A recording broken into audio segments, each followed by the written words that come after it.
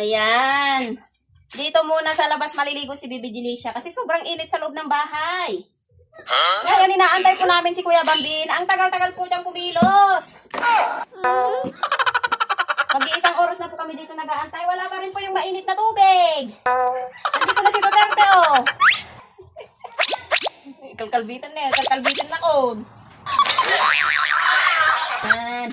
Dito mo ilagay. May mainit na?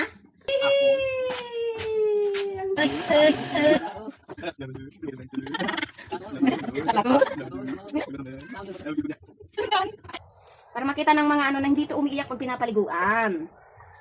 Bagkus, nagiging masaya pag may tubig. Yan at. Laman to. Look at naman to. Natutuwa siya sa boses mo. Laman to. Look at naman to. Tanda-tanda ni Kuya Bambi niya.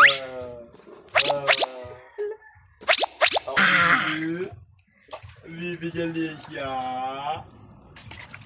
Aw, dapat naka-steady lang.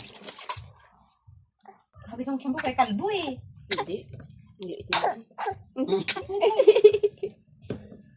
na. Sige na.